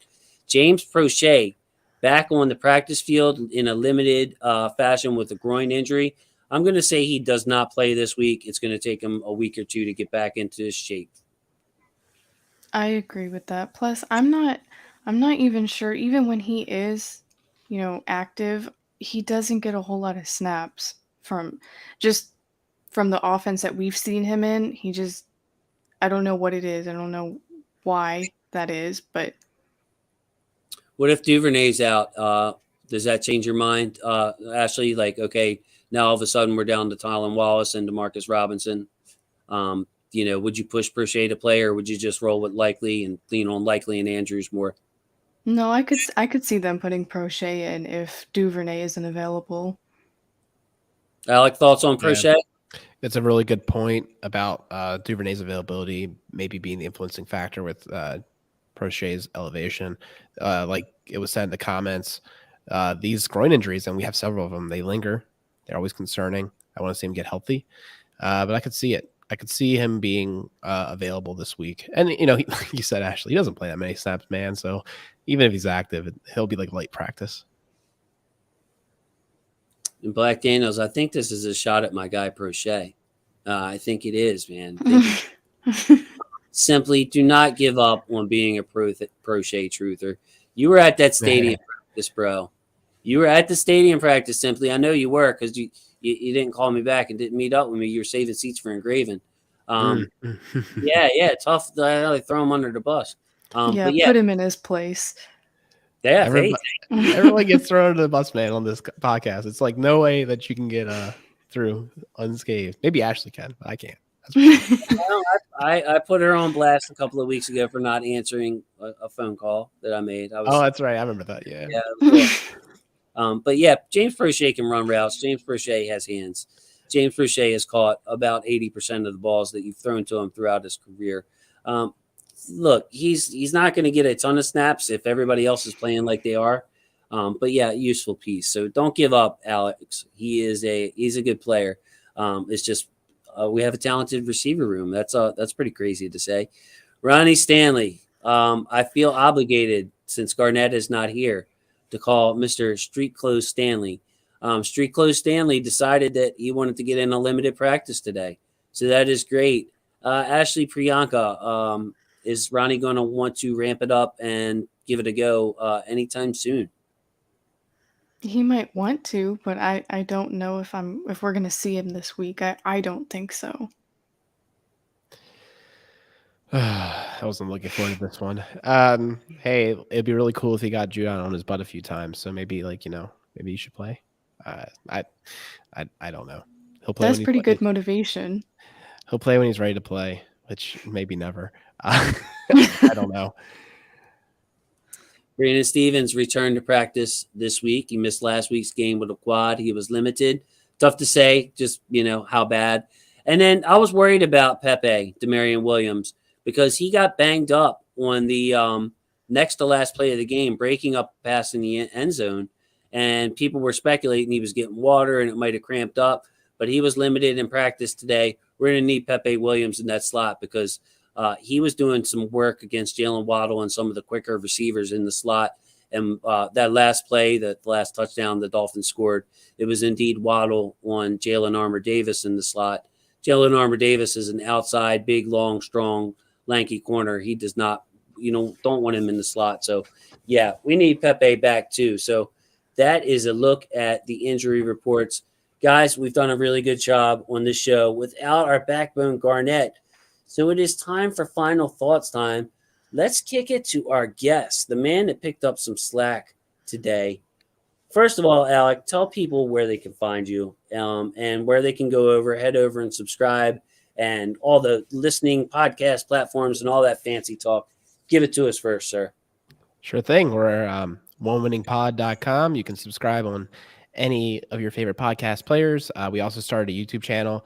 We do the NFL bets. It was kind of a continuation of the show Jason and I did last year. And like I said, he's running away with it. Got to catch up. So we do that. And we also have this really cool new segment. I love it. If you listen to One Winning Pod, you'll know that Peter has this like ridiculous historical knowledge of the Ravens. He just remembers all these random things and games. He's been doing a history corner every Friday, starts off your Purple Friday bright and early, and breaks down something. He leaves it a mystery to us. I can't even make a thumbnail for him until like the last minute, because we don't even know what he's in the lab with. But the last 2 weeks were when the Ravens played previous quarterbacks that used to be their own quarterback. And how that fared. And then the last one was top turnovers for a Miami game. So you can find that on YouTube. One Winning Pod is the channel as well. So can I call him the Mysterious Peter? Mysterious Peter. Yeah, sure. Go for it. Yeah, I like that. Sounds a little out there. Like balls in there. All right. So final thoughts, Alec, heading into this week against New England. Go ahead, man. Give us a minute or two, bro. Like don't feel like you have to cut it short. What do you have to say going on this week, going into next week here? Let's not beat ourselves. Let's just execute at a high level. Be a better football team than you were yesterday. That is literally all I'm asking for. There's nothing on the Patriots team, not trying to be disrespectful, that scares me. They have Judon. Great. They have Barrymore. Great. But like every team has at least a couple good players on one side of the ball. I don't think they have a complete unit to be dominating on either side. We have those pieces on both sides of the ball to be excellent. So what we have to do is just play fundamental. Don't, shoot yourself in the foot and just take a breather and, just keep it simple and execute, and you'll win this football game for sure. So calm down a little bit, what you're saying. Calm down. Calm down. Know you got better talent. Know that you got a better team, better on paper. Don't let New England shake you. You make a mistake, just keep it going. And yada, yada, yada, and we're going to win this game, huh? I think so. I mean, I don't know what's going on with Bill, to be honest with you. I know he's a absolutely historic coach, but some of the decisions he's making the last couple of years have been a little weird, IMO. And I think we can win this game. There's nothing stopping us. Actually, kicking it to you for your final thoughts, I think that this all of a sudden turned into a must-win game because the way Buffalo is playing right now, you do not want to be 1-2, staring at a 1-3 possibility, staring at a 0-2 at home possibility. Like, we need this game badly. Is kind of like my final thought or before I get to my final thought. We need this game badly. How about yourself, ma'am? What are your final thoughts as we start to wrap up the show here? I agree. I really hope they win for that momentum that they're going to need playing Buffalo. And I'm not too scared of the Patriots either. I'm not going to be like overly confident in the run game and defense as I have been. I'm going to allow room for some mistakes because I know what's going to happen. But I want them to be learnable mistakes, and I want them to be able to not make those mistakes going into Buffalo and play a clean game. And I feel like if they win that game, it kind of feels like what was on the line for the Chiefs game last year. And I know injuries kind of ruined what we were going for last year, but it feels very similar to that game. If we can beat the Bills, then I feel like we are a strong contender in the AFC. I feel you. So, Ashley, correct me if I'm wrong. You're looking at this as a ramp-up game. Like, you don't just win. You want to win and keep some momentum going on offense, build that momentum back on defense, and, like, really start revving up for a Bills game that if we beat them like we did the Chiefs last year, all of a sudden it's going to grab people's attention. We're going to be up there and, tied for first probably with them, Kansas City in the division, in the conference and all that other stuff.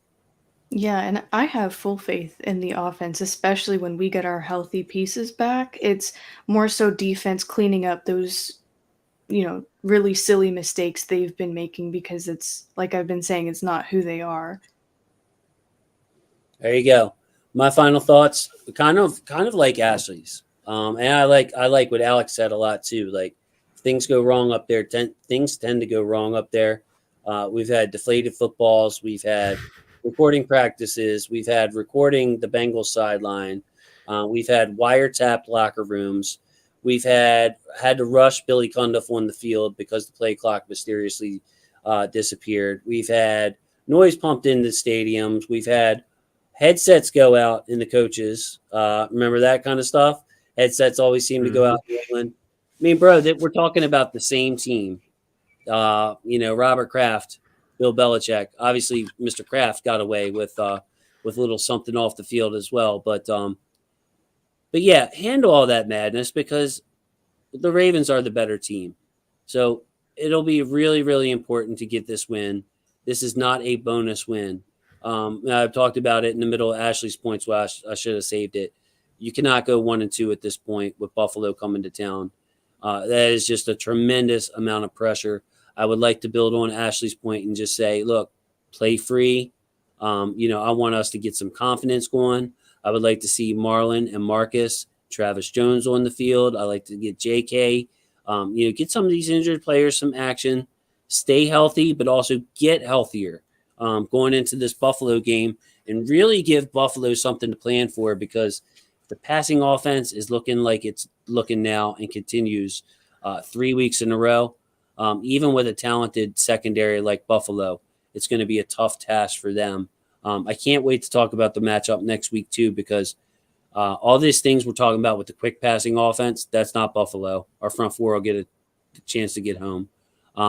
They also had some players banged up. Prayers out to Dane Jackson. I hope he's okay. They also, though, I think Jordan Poyer, one of their safeties, was hurt. Their starting center came out of that game. So you never know. We need to get healthier as a team for the Ravens and on a roll going into that. So with that, I would like to say thank you for all the people who have joined in the conversation, picking up the slack for us without our buddy Garnett. I want to say thank you so much to Alec. Check him out on One Winning Pod. And Ashley, what else should the people do to help us out to get us in this algorithm here? Well, like the video, hit subscribe, and the post notifications are so important so you never miss a stream. We go live Wednesday nights, 8:30 every week, and Jason is always posting film throughout the week as well, so you'll never miss a post from him. So with that, I would like to say thank you to our football family. Love our football family. Love one another out there. Life is too short to be angry. Life is too short. It just gets taken away from people every day. Losses in the family. It's just a tough world. So try to love each other, show some positivity, and change what you can change. With that, I'd love to say thank you to our football family. Love my football family. Say goodnight to the people, guys. Have a good night. See ya.